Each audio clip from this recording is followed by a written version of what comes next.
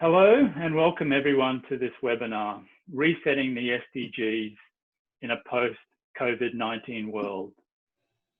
The webinar has been presented by the University of Queensland with the support of the Institute for Teaching and Learning Innovation. My name is Mark Moran. I am the Group Leader for Development Effectiveness at the Institute for Social Science Research. The panellists and attendees of this webinar come from all around the world, but myself and three of the panellists are physically here in Brisbane, Australia.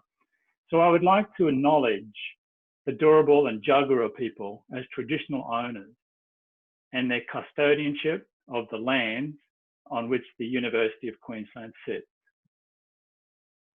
On behalf of the organisers of this webinar and the panellists, I pay our respects to their ancestors and their descendants and their continued cultural and spiritual connections to country. We will be discussing today the impacts of the global pandemic of COVID-19. I also wish to acknowledge that many people are currently ill, recovering, and have lost their lives to the virus. Many people around the world have loved ones, co-workers and neighbours who are affected. Many are facing very difficult circumstances. We acknowledge that this is happening now and that the impacts will be long lasting. At the centre of our discussion today are the United Nations Sustainable Development Goals. Some of you will be more familiar than others with the SDG framework. I encourage you to critically explore the diverse commentaries and studies on the SDG agenda. I will just say that in brief, that in 2015, all 193 member states of the United Nations signed up to achieve the 17 goals by 2030. We are now at the 5-year mark of this 15-year period and at the start of what has been called the implementation decade. The extent of this global collaboration is unprecedented. To many, the SDGs represent our best chance of achieving sustainable development and meeting our obligations to future generations. The University of Queensland recognises the importance of the SDGs. We are proposing a new cross-disciplinary course about the SDGs, and this webinar is the opening event towards its design. I encourage you to use the hashtag UQSDGcourse to join the conversation by tagging posts or comments on social media. So how has the COVID pandemic changed the Sustainable Development Agenda? What are the challenges that have now emerged that were not there beforehand? Have opportunities actually emerged to accelerate the SDGs? Is this the catalyst moment to reset some of our thinking? These questions are at the heart of what we will be discussing today. And it's timely, as the UN's governance body charged with overseeing the SDGs, the high-level political forum on sustainable development, is currently meeting as we speak. Over 500 people from around the world have registered for this webinar. This is indicative of a live community of practitioners, leaders, professionals, students, and academics who are committed to achieving the SDGs. The webinar is being recorded. You can post comments in the chat. More importantly, can you please post any questions using the Q&A function at the bottom of your screen? Would you also comment on and upvote the questions that others have put up before you? We will then put a handful of these key questions forward to the panelists in the last section of the webinar. We will do our best, but apologies in advance if we are unable to get to all of your questions. So, to kick off now, we're going to play a video where the panelists introduce themselves and describe why they decided to be a part of the discussion today. Hello everyone, I'm Claire Brolan and I'm with the Centre for Policy Futures at the University of Queensland, and I'm so looking forward to our panel discussion around resetting the SDGs in a post-COVID world. I came to the SDGs in 2011, 2012 through public health. I was looking at what the new health goal might look like in the SDG context, and I've really come to realise through my work on the SDGs that I've really realised the interconnection among the SDGs and the way that they overlap. So although we have one health goal in the SDG framework, the reality is that the underlying determinants of health are found throughout the 17 SDGs. So, and if we don't have strong policy and governance planning, goal 16, then, well, we won't have it, the SDG 3 achieved. So yeah, so my interest in the SDGs is much broader than SDG 3, which is not surprising because I'm more of an interdisciplinary, multidisciplinary scholar. I really like the title, Resetting the SDGs in a Post-COVID World, because we've got 10 more years until we achieve the SDG agenda. COVID-19 zoonotic diseases, they're going to be on the rise in the next 100 years because of global warming and because of the imbalance in our economic, environmental and social systems. So, this is the SDG agenda. It's about responding to the imbalance between the economic, the social and the environmental. So I think that although the SDG agenda and its framework, it's not ideal, there are a number of problems, it is nonetheless possibly the most useful framework or tool we have to hand globally to help us respond to the most pressing challenges of our time. Hello, I'm Martyn Namorong from Papua New Guinea. I am currently working here at the Ministry of Treasury. The views I'll be expressing, though, are mine and not of my employer. I am particularly interested in engaging in this seminar, especially in relation to some of the challenges my country faces. My country, for instance, was one of maybe 2 or 3 countries that did not achieve any single one of the Millennium Development Goals. And so as we have this discussion about the SDGs in the context of COVID-19, I am particularly interested in discussing some of the underlying issues that my country faced, particularly in the health sector in relation to drug-resistant tuberculosis, where we're seeing issues arising, underlying issues that have been made severe by the COVID-19, particularly in relation to access to medicines by patients. We have underlying issues with gender-based violence that have been really brought to the forefront with the COVID-19 epidemic. We also have economic disparities, where whilst our national economy is largely based on the extraction of natural resources, PNG faces a problem that other countries with rich in natural resources face, which is to do with the resource cares. So majority of our population, though, is dependent on the agriculture sector, and the lockdowns related to the coronavirus has really adversely impacted the lives of many of our rural communities, particularly their ability to access markets. I think many of the problems my country faced are our own version of what has been a global experience, where the coronavirus epidemic has really highlighted in every other country what underlying issues each of our own countries have faced. And so this challenges all of us to rethink how we structure our economies, our systems of governance, and ensure that there is greater equitable distribution of resources in our respective populations and the entire world. And I really look forward to having this discussion with every one of you. Thank you.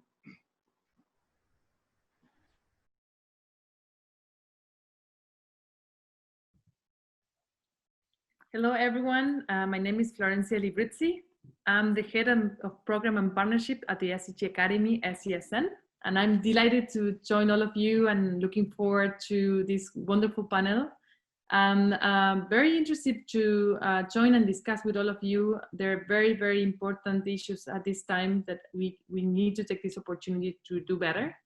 As you might know, I'm very passionate about education, human rights, gender issues. My training is I'm an attorney in Argentina, where I was born and raised, but also here in New York, where I live with my family and where I work. So I'm thrilled to join and discuss, what is education that we need, discuss the why, the what, in substance, the how we need to also deliver education to make sure that in the future we build a much more sustainable, peaceful and just world for all. I think we have a wonderful opportunity while we see that the world is soaring and it's a very difficult time for everyone, and for some people unfortunately more than for others. We really need to take this opportunity very, very serious. COVID is giving us the opportunity also to rethink what we don't want to come back and where we want to go further. And we need to build much more greener societies. We need much more just, sustainable. And this is why I think I want to thank everyone at UQ to invite me for this panel and to be able to share with you. My name's Ove Hoegh-Guldberg and I'm professor at the University of Queensland, where I specialise in marine science. Over the past 30 years or so, I've been really focused on the issue of climate change and ocean systems, particularly coral reefs, which line the tropical coastlines of the world and support, tens of millions of people in terms of food and livelihoods. I'm really excited by this webinar because I think things have changed. I think post the beginning of this year, as the virus took hold, the connectivity of the world has changed. And this has all sorts of implications, which I'm hoping we'll be able to touch on and discuss. Given the events of the last 6 months, I think it's really important that we explore how these goals are being applied and whether they need to be adjusted in the demonstrably different world, post-Trump, post-virus, and post-climate emergency. And I think it's really important that this isn't a very depressing thing. There are actually solutions out there. And one of the ones that has really struck me over the last 6 months is that there are 3 really interesting characteristics. One is that we've shown through the virus, somewhat perversely, that we can invest together and at very large levels, the trillions of dollars flowing in. The second is that economies do start up once you start to push this type of infrastructure funding through. But one of the points I would like to discuss is that we need to make the infrastructure that we invest in to start up economies, we need to make that green. And I think that's the exciting opportunity here, is that the money you spend on restarting economies can also contribute heavily to solving the climate crisis. And so for this reason, I'm really excited about this webinar and where it could possibly go.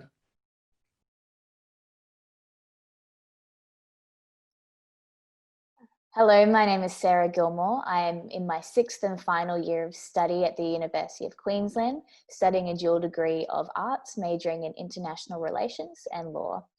I'm very excited to be a part of the panel on this webinar today and to hearing the perspectives of this international panel. I personally am very interested and concerned about the impact which COVID-19 has had on the rights of citizens. Obviously, there is some need for curtailment of human rights in order to respond to this global health crisis and to protect the most fundamental human right, that being the right to life. However, I'm concerned about how these restrictions might be unwound in the future and whether they will be, and the importance of having a human rights and people-centered approach to recovery from the pandemic, as these human rights perspectives are essential to understanding poverty. I'm Jon Samuel. I'm joining you from London, where I work for Anglo American, which is one of the world's large diversified mining groups with operations in Australia, Southern Africa, Latin America, North America, and Europe. I'm the group head of responsible business partnerships, which means I look after a lot of our socioeconomic development work and some of our broader engagement on sustainability issues. And I'm very much looking forward to the conversation about how COVID-19 poses challenges to the mining sector, particularly with reference to the work that the industry does on the Sustainable Development Goals. During the crisis that we've seen through COVID-19, I think so far one of the biggest things we're most concerned about, apart from the health effects, is the economic impact on host communities and the knock-on effect that has on people's ability to provide food, education, etc. for them and their families. So we've been doing lots of thinking about how COVID-19 will affect us longer term, as beyond the immediate pandemic, and areas we're concerned about include the long-term economic impacts, of course, but we're also thinking about how the COVID-19 will impact the demand for different minerals, the expectations for responsible sourcing, the expectations from investors for a greater focus on ESG issues, and we're particularly seeing a bigger emphasis on some of the social side of environmental, social and governance investing concerns as well. So very much looking forward to the discussion.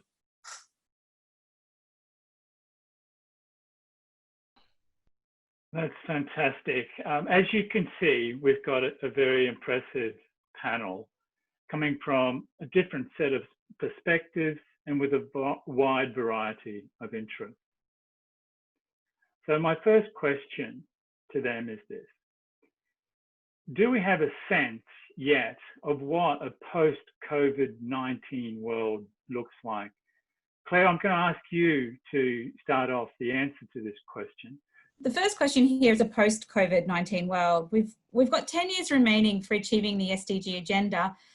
And at the moment, especially as a health and human rights specialist, I can't talk about a post-COVID world because I think COVID-19 is actually going to be with us for a few more years to come, especially given this virus is mutating. And I know colleagues in the Northern Hemisphere are thinking about the upcoming flu season combined with COVID-19. So I think it's a bit premature to speak about a post-COVID world. Compounding this, the reality is that COVID-19 is a zoonotic disease. And how do zoonotic diseases emerge? They emerge because of an imbalance between the economic, the environmental, the social, i.e. the 3 pillars of the Sustainable Development Goal agenda, and because of global warming. So I think COVID-19 and its impact on planetary health and its multidimensional impact on the economic, the environment, the social, is a great warning to us all with global warming and environmental degradation, population density and poor urban planning, global travel, poverty, displacement, the list goes on. There will be far more of these types of catastrophic, deadly zoonotic diseases, I very sadly think, that will likely emerge in the next 100 years. So for me, this is the new normal, zoonotic disease pandemics that don't care for borders or for passports. And that is why we need the blueprint of the SDG agenda to respond in terms of both the short and longer term policy and planning. Because this is an agenda that applies to low income, middle income and high income rich nations alike. Because we can't impactfully or sustainably respond to these types of very, very complex health security challenges through sectoral or disciplinary or governmental silos. We need multi-level systems approaches that incorporate the economic, the environmental, the social, the global, the regional, the national, the subnational. And it's not easy. It's not going to be easy, but I think this is. I think COVID-19 has in many ways accelerated and concentrated what will be the challenge of and for our generation. I don't think, yep. So I might just ask the other panelists if they particularly have a view here on a sense of what a post-COVID-19 world looks like. I mean, a lot of people are talking about the post-COVID-19 world. How do people respond to Claire's assertion here, and do you have your own view? Just an open question to the panel at this point. Jump in, and I have to say that I concur with Claire quite a bit. I mean, and before even saying post-COVID world, I have to say one thing, a caveat here is that I'm very much concerned about like this moment in time as well, that we are not past COVID, right? So I'm particularly concerned in countries like the one I'm living right now, right, in the US, that we're seeing that the right policy, health, policy measures are not being put in place at the moment, and sometimes the debate is whether we should open the economy or should take care of our, and ensure lives, and it's not really one or the other. It's like, unless we open safely the economy, we're just not going to make any progress, and unless we control the pandemic, we're not going to be able to move forward for actually a post-COVID scenario. I think it's a great opportunity here, even though we need to acknowledge the destruction and the disruption, to recommit to accelerate the SDGs. And I don't think we should decelerate in any case. Actually, if anything, I think this situation has shown us how we live in a global community, and how we need to rebuild better. We cannot continue to do what we've been doing that actually took us to this place. So I'll stop there because I want to hear what other people want to say, but happy to further elaborate. One of the things for me that I think will change is that this pandemic has not come from low or middle income countries. A lot of people are used to the notion of terrible diseases like multiple drug resistant TB coming out of very poor parts of developing countries. This is not a disease that has spread this way. It's spread by international travelers, and we see that countries like Vietnam doing much better in managing the pandemic than an extremely wealthy country like the United States. So I do think that there is a bit of a fundamental geopolitical shift that is happening as a result of the pandemic. Okay, moving us along, there are both global and local aspects to this challenge. So how do we see the pandemic practically playing out in local places, especially in low and middle income countries? And maybe Martyn, you can please be the first to respond to this one. You can keep your response reasonably short, that'd be great. Thanks. Yeah, I think what the response, especially from countries like Papua New Guinea, immediate response was, we do not have the capacity to deal with such a disease, and I think that is something that we see across countries like Papua New Guinea, that governments tended to shut down and prevent people coming in from overseas, and I think that helped to the immediate response because of the underlying issues with the public health system in low-income countries. That is reflected in how we are seeing the disease occur in countries like Papua New Guinea. For instance, in PNG, we're not sure even if we have COVID or we don't have COVID, because the way cases are here do not fit in with the general epidemiological profile of COVID-19. But in terms of some of the challenges that we face, I've highlighted some of them in the beginning of the introduction video, so I don't want to repeat because of time. But yeah, people have suffered because of the shutdowns. Health services have been affected. Students have lost months in school. So there's the risk as well that we may be having a problem with the education of the next generation of Papua New Guineans, and the associated economic effects too have been very devastating. The only problem is that one similar problem we have is the lack of data, collection mechanism. So we really can't see that picture in terms of numbers, but people are definitely suffering. Yes, I think somebody, I thought, expressed it quite well. You have to be quite a wealthy nation to be able to lock down your economy, and the opportunity costs of food security in agricultural societies, and also focusing on COVID at the expense of other diseases like MDR, multiple drug resistant TB, HIV, and malaria. But Jon, over to you, because you have also raised the problems for Anglo American in terms of the impacts on host communities. Yeah, and what we've seen is obviously those lower income communities. So majority of our operations are in emerging markets, and those lower income communities often just don't have the financial savings or the security or the types of jobs that allow them to carry on earning while they stay at home and observe lockdowns, for example. So, we've definitely seen huge increases in demands on public services for obviously healthcare, but also for things like food. Simultaneously, we've seen, a reduction in economic activity and hence the tax base. And as Martyn mentioned already, we're also, seeing children out of school for extended periods. And again, we know that, the better off parents are better able to homeschool. They might be at schools that are able to support remote learning. And it does tend to be the lower income kids that already have a learning gap that are going to see that exacerbated. And I think we've seen that everywhere, from the UK to some of the poorer countries we operate in. Ove, I know that you're also concerned about the impacts on coral reef systems as a result of people having to rely more on local food sources.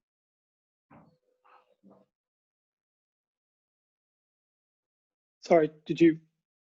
Yeah, I was directing you at you, Ove. I think when we were discussing early on, that you were talking about the impacts with local communities and their food security problems and how that can translate to environmental impacts. Yeah, and I think this is really, really important. I mean, I think what we're seeing, and this is saying, is a massive disruption to sort of global connectivity. And of course, prior to the pandemic, we were seeing this sort of exponential world where almost every part of our planet was connected through international travel and business. And while that sort of brought opportunities, and like I said, had a huge amount of negative impacts, whether it be from human trafficking to environmental issues. And so there are really two outcomes when you look at it.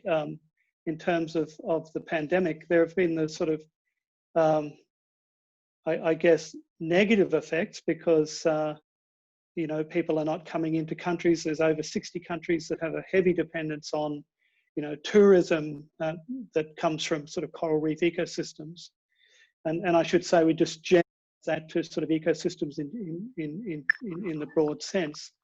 But at the same time, and there's no good studies to back me up, it's only been sort of a few months in reality, but there's probably some very positive impacts in terms of less resource use along coastlines, less coral being trampled as people, sort of walk, dive and touch coral reefs. And so I think it's this interplay between these factors that's going to be really important in terms of how we respond. So maybe we'll just stay with that point for a little longer, because there has been quite a significant disruption to supply chains and market connectivity. So is this a once-in-a-lifetime opportunity to address the SDG on responsible production and consumption? So again, I might put that to you, Jon, initially. Yeah, so obviously mining industry is at the start of many value chains. If you don't grow it, you probably mine it. So, and I think any disruption, like COVID-19 does disrupt supply chains. And when they're disrupted, people take a look at what they're buying and where it's coming from. And of course, we saw this with the emergence of battery electric vehicles, and that's put huge scrutiny, which I think has overwhelmingly been a good thing on where the metals people rely on. I think people had forgotten they relied on metals for their everyday lives, but the devices people are looking at now will have dozens of metals in them. So and when you scale that up to cope with electric vehicles, for example, the demand increases hugely, and it's really notable. And I think COVID-19 has had a similar effect actually, and I think there have been a few things that have been notable to me. firstly, how companies have treated their employees during this process, and particularly how they've treated their employees if they've also accessed public bailout funds has been a big story, and lots of companies backtracking some quite aggressive HR management procedures, to put it mildly. I think secondly, people have, people have not forgotten some of the longer term trends. So, we've seen a steady stream of inquiries still, for example, from our investors and from our customers on things like climate change. That hasn't really gone away, but it sort of went quiet for 2 or 3 months while we all did our emergency risk planning, but they're coming through thick and fast again. And you've seen some quite big companies making significant carbon commitments. So BP had a net zero target out. We ourselves put out a net zero ambition for scope 1 and 2 emissions by 2040, for example, in May. And where are things coming from? I think people are looking at the sources of these products and thinking, A, is that the right source, particularly if there's a security of supply issue, but also under what conditions are those things being produced? So I do think anything that shines a spotlight and forces people to think anew about what they're sourcing does actually create an opportunity to push forward the growing trend for responsible sourcing. And we've seen that over the last 4 or 5 years, and I think COVID is accentuating that.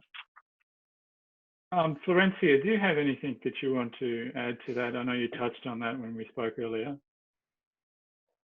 Yeah, no, I agree. I think it is a very important opportunity to rethink how we do things. And part of the disruptions also had to be look at the fact that we have not been very sustainable in our supply chains, and not also very resilient. So I think as we rebuild, we need to ensure that we rebuild better and greener, as I said before. But also thinking how, from, as Jon is saying, from the source, from the farm and to the table, if it's food. And I know it's very important, the fact that one of the main crises that we're going to have is food security, right, in agriculture. And we cannot envision a sustainable world if we don't have food on the table, and then education, which is something else that I like to touch on. But we need to ensure that our supply chains will preserve the environment, our animals, our health, and then again the link with public health and global public health, and also how in this process we help and empower communities as well. That's something else that I wanted to bring in terms of raising wages, and also making sure that the working conditions, as Jon was saying, are better. Oh, yes. Yeah, just to add to that, I was wondering, with this group, what would you say? Have things fundamentally changed and we're off on a new tangent? Or are we going to go back to status quo, just given that we know what we were doing before? Because I sort of feel that there's a fresh breeze blowing through and maybe an unrealistic dream in the end. But the idea that we can, for example, if we're stimulating our economies, do it through green infrastructure, it's done through renewable energy as opposed to, getting mines started up again. And to me, that's a really fundamental question.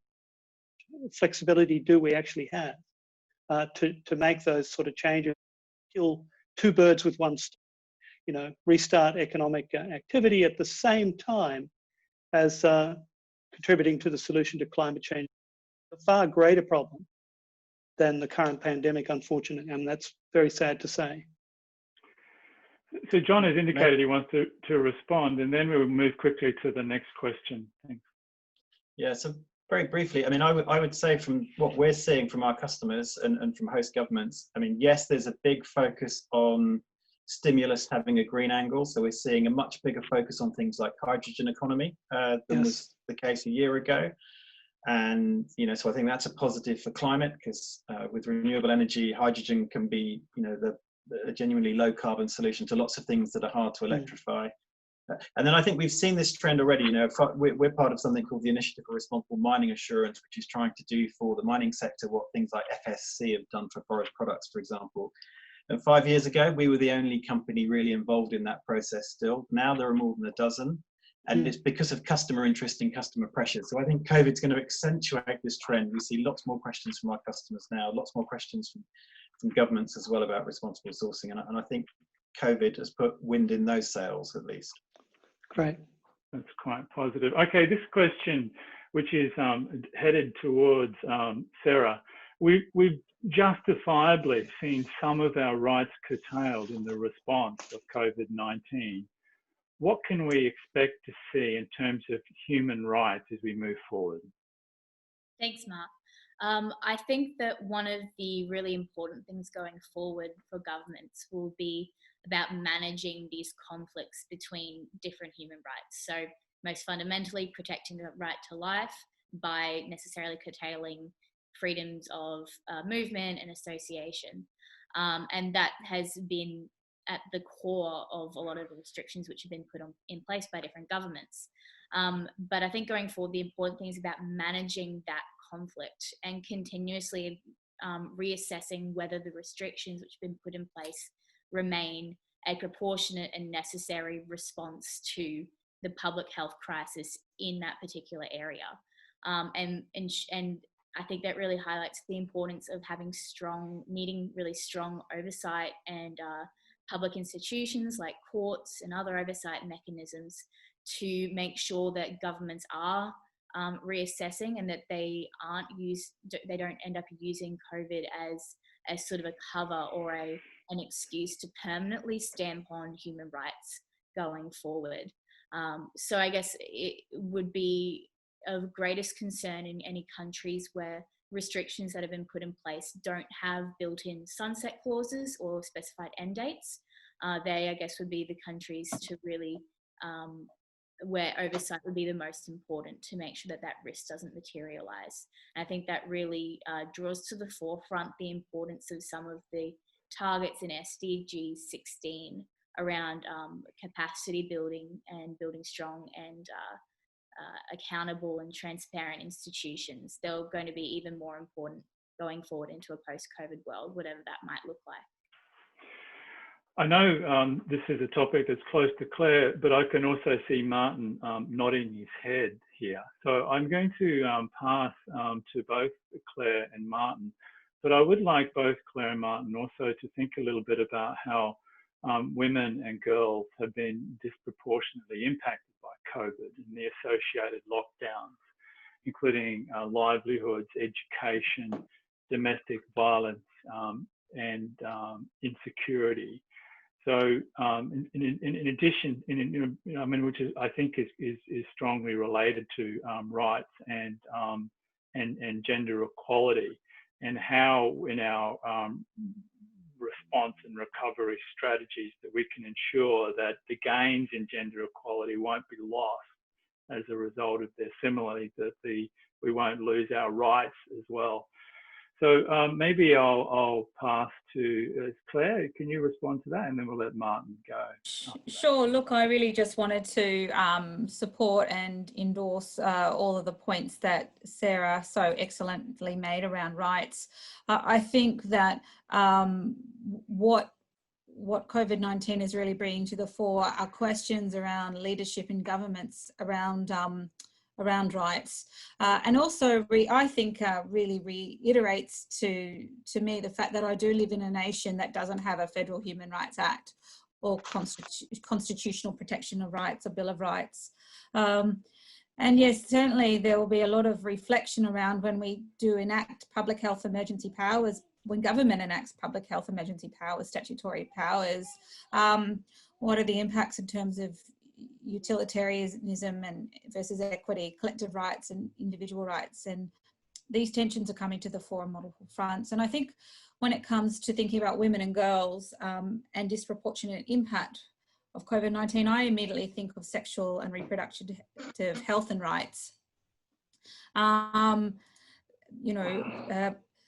Periods and menstrual cycles, for example, don't pause because of COVID-19, and thinking of access to contraceptives, etc., and thinking about SDG 3.7 around ensuring universal access to sexual and reproductive health services, and obviously SDG 5 around ensuring protections around similar universal access to these particular rights. So yes, I'm very much watching closely the impact of COVID-19 and very much the disproportionate impact of COVID-19 on sexual and reproductive health and rights of girls, not in those other countries, but in, you know, and I say that tongue in cheek, in all countries. Okay, Martyn, if you can maybe bring us to the practicalities of how these things are playing out in your country. Yeah, I think just to reflect on the recent Human Rights Council meeting that happened, and particularly the report on the use of drones and the rights of nations. And in my country or my society, the way people think about rights is the rights of the community or the tribe, which is very different from how the human rights were framed by Western powers after the war, particularly focusing on individual rights. But I think we should also think about rights in terms of rights of different groups of people, because that discussion happens even in Western nations as well. And rights of nations has come out recently at the Human Rights Council. So I think the discussions need to also take place in terms of discussing all these issues in the context of COVID-19, looking at framing them from a total holistic global perspective in terms of how we discuss rights or progress or models of development, as opposed to the dominating Western narrative that has been the case. I mean, we're seeing the rise of China as well. What is the Chinese voice in the global discussion, and other emerging economies as well? And I think this is where the world should be looking forward towards being more inclusive. Otherwise, we would have the situation which has been framed essentially by the China-America rivalry, and that is very bad in terms of how we move forward together as a global community. Okay, well, we really have to be moving to Q&A right now, but we just have this opportunity for a really quick go around. I saw Florencia put her hand up. So this is really for you to sum it up, if you can, in just a few words, all right? This is your Twitter message. This is your elevator message to the UN Secretary General, Antonio Guterres. What is our best opportunity to reset the SDGs for a post-COVID world? You can pass if you like, but please be quick. Absolutely, thank you. So, I mean, resonating with what everyone said that I second, but bringing this aspect of we need to ensure that chronically, I mean, we have seen human rights violations are also human rights not being effectively implemented. And I'm talking about particularly second and third generations of rights. So economic, social, and cultural rights, as well as environmental rights. So I like to see, and of course I come from educational perspective, putting much of the investment when it comes to short and long-term education for everyone. So we make sure that everyone around the world can actually be proactively able to support the Sustainable Development Goals and be enabled to bring all their talents and purpose to actually make it a positive change. Thanks, Florencia. That was a 10-floor elevator message. If you can have a short elevator message, that was good though, Florencia. Thank you very much. Any other short concluding comments? Sarah? I guess I would say there are so many challenges going forward in implementing the SDGs, so many which we never would have imagined when they were first framed. But there are also new opportunities which we never would have imagined we could have had. And we have to capitalize on those. We have to capitalize on those for the benefit of my generation and the generations that will come after me. If we don't, we will have to deal with the fallout of not implementing the SDGs as well as a climate crisis. Thank you. Ove. Don't throw the baby out with the bathwater. That's the message. I think if you look even just in Nature this week, there was a big criticism about SDGs and how few, if any, of the 169 have been met.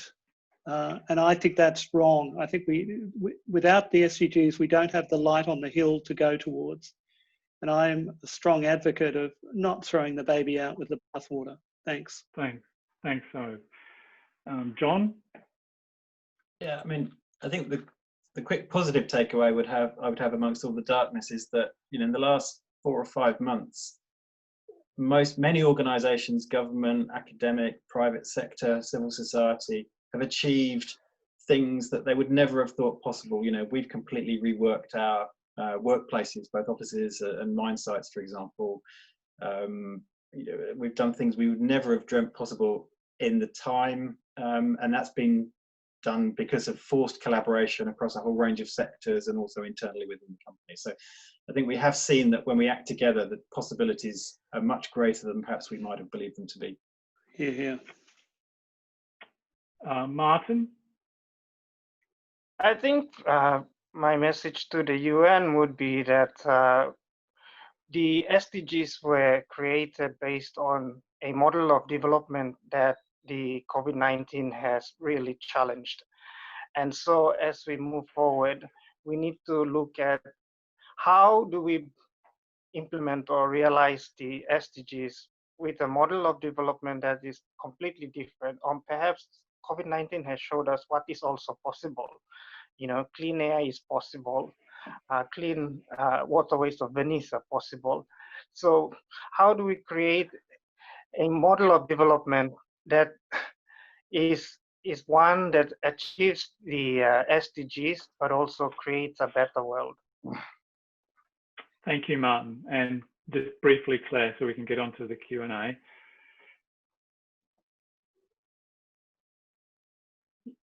You're muted. Yeah, sorry, I just realised that. Yeah, just very briefly, from where I sit in Australia, we need an actual roadmap.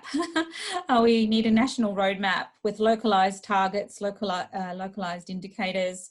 And I really think our best opportunity in the current climate is to really partner very closely with the Australian business communities, who I think are really moving forward in the SDG space. So I think there could be real champions in terms of working with government in this at this time.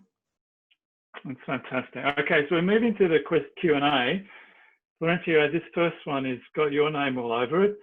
The pandemic is ravaging the educational system.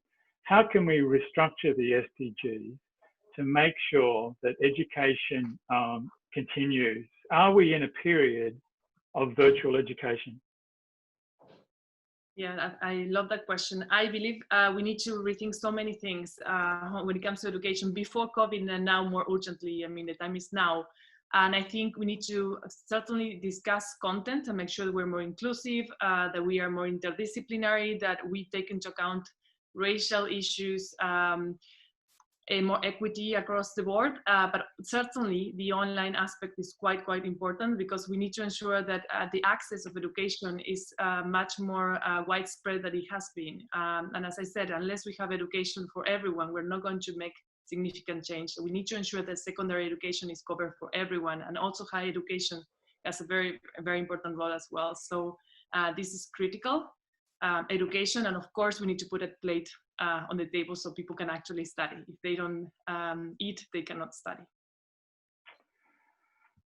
Thank you. The next question, which I think Martyn will land best with you, although at any time anybody can put their hand up if they wish to add to anyone's response. In resetting the SDGs post-COVID, how will we incorporate the lived experience and adaptation skills developed by marginalized people during the pandemic? Yeah, it's interesting that for some of us, we think of our civilization as being 50, 60,000 years or older, a continuous civilization. And this COVID-19 experience is just something we consider to be passing, and we will continue to exist in our land. And one of the things about Papua New Guinea, for instance, is that the majority of the land is owned by the indigenous people. And what that highlights as well is that there are mechanisms that societies have, so-called marginalized societies have, that do not depend on a globalized, connected economy. they don't depend on whether the share prices go up and down on the stock market. These are societies that have food systems that are independent of the globalized network. Papua New Guinean villages, for instance, depend entirely on their local gardens for their food, majority of the villages.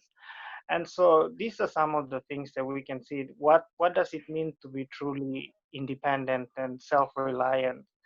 And I think the rest of the world can learn from societies like, there are also social safety nets that, in the absence of government provision of such social safety nets, that we have to create ourselves, and that draws on traditional networks as well.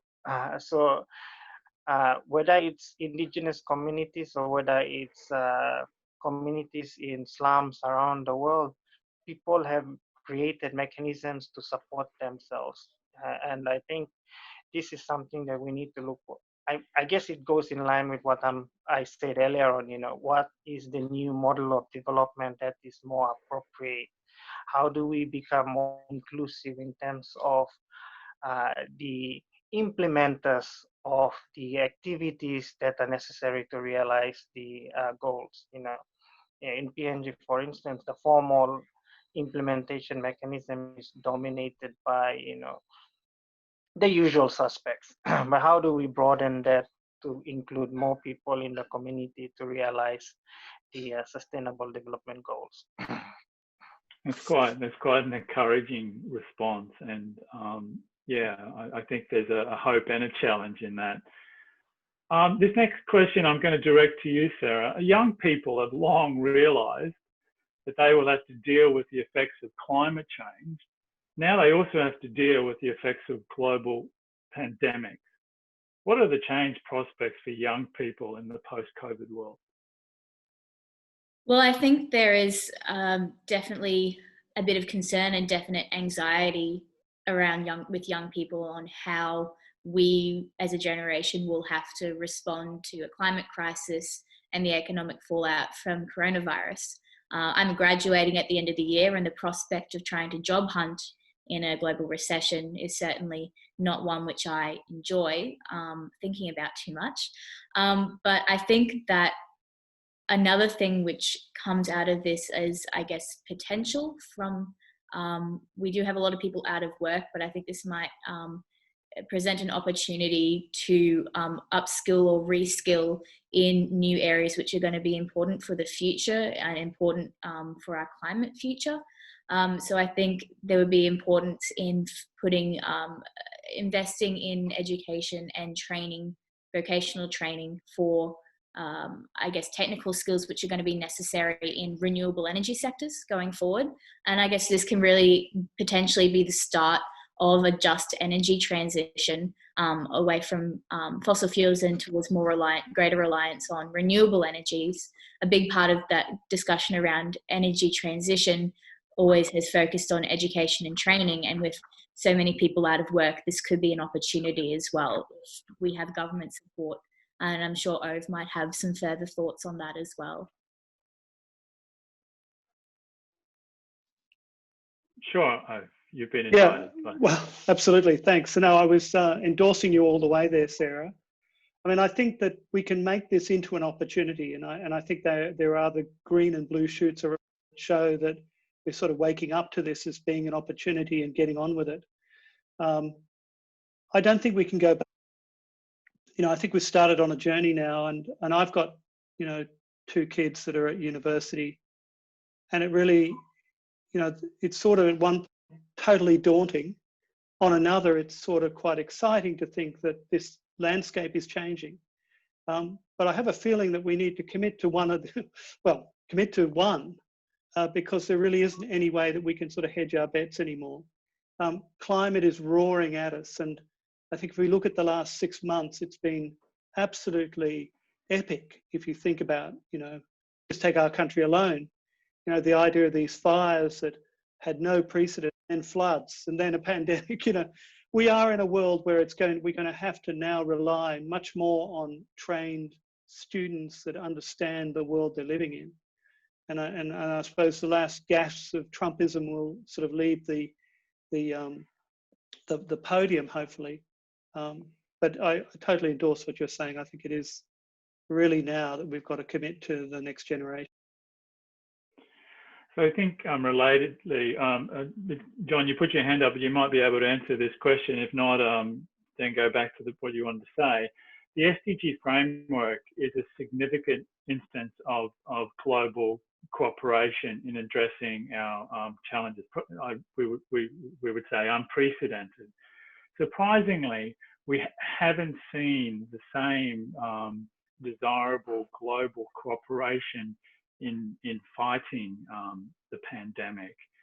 So are we really moving away from global cooperation more towards more nationalistic concerns? Can we get back to this hope that Ove has just outlined and Sarah has talked to as well? Yeah, and just to briefly address the point I was going to touch on before. I mean, I think there is optimism on the green energy point, because the number of countries where, just for commercial reasons alone, big industrial users like our sector, like many other sectors, are switching from fossil fuels to renewables is increasing. You know, so if you're buying electricity in Chile, for example, now the cheapest thing is renewables, and that wasn't the case 3 or 4 years ago, and that's spreading out across the world. On the point about cooperation, but I think there's been huge cooperation across, you know, all sorts of institutions internationally, but not so much within governments, I think. And, you know, we've seen this trend for a long time of, you know, a lot of sustainability issues being addressed by a coalition of forces. You know, maybe 20, 30 years ago, we looked to government to solve all these problems, and we looked to intergovernmental agreements. But it's really striking how many, you know, collaborations there are across civil society, academia, the private sector to accomplish, you know, often what are really complex challenges. So, you know, certainly from our perspective, we've seen lots of international collaboration. I think you're right, some of the political coordination has not been what we've seen perhaps in past emergencies, although what we've got at the moment obviously is without precedent. Will we get that back? I mean, I think a change in politics in the US would have an influence, but I do also think we're probably moving back into an era where there's competition between superpowers. You know, it used to be the Soviet Union and the West, and I think it's now increasingly the US and some of its allies and China. And, you know, I think that's an inevitable trend, and I don't see COVID setting that aside, unfortunately, but I think that still leaves lots of scope for non-governmental cooperation. Okay, we are very close to being out of time. I do notice Martyn nodding his head there. Did you want to have a comment or add to that, Martyn? Yeah, just one thing to perhaps for all of us to reflect on, and that is we've seen throughout the entire human history that, as the French say, the more things change, the more they stay the same. And so as we think about a post-COVID world or a new normal with COVID, however we want to frame that, we really need to look at what the underlying structures, economic, political, societal structures that have created this situation, and how we move forward with the knowledge of the existing structures that need to be improved on or dismantled, so that things change and change for real and not change and stay the same. Yeah, I thoroughly enjoyed and learned a lot from our panelists, and I'm really excited to hear that everyone else is thinking about what we define as a new normal or post-COVID world or whatever it is. And you know, having worked at all levels of government, but also with communities here, I'm really looking forward to see how things turn out. Papua New Guinea has published its voluntary reporting on the SDGs. I think next month our Prime Minister will be presenting that. Yeah, so it's quite an exciting time. Of course, it's quite also a difficult time for everyone. And I think there's hope. I mean, that's my view. In our country, we've mobilized local resources such that, you know, I'm not even concerned about food security now. People have responded that, you know, the world might not provide us food. We have to provide our country food. And that's when I see that there's food, you know, I'm quite excited that maybe this is something that's happening elsewhere. So, you know, communities, nations are thinking about self-reliance as well. And that's I think, a positive thing. People being able to look after themselves. And that's maybe something that the SDGs might build upon, the self-reliance of countries to achieve the SDGs, you know. So that's, I think, it's something that's exciting and should be, you know, brought into the conversation. Yeah, that's all I wanted to add. Okay. Thanks, Martyn. Well, on that, I think a notion of hope, but also of encouragement and some caution as well. Please, we will have to wrap up the conversation now. Look, it's been a fantastic discussion, and I think we could have spoken for another hour, not to mention answer all of the questions. I'm sorry if we didn't get to your question, but we did try to pick questions that picked up a number of the questions. Can I just express my sincere appreciation to the panelists? It's been a real pleasure getting to know you and the conversations we've had in the lead up to this, and I hope that on a personal note that we'll continue to connect in the future.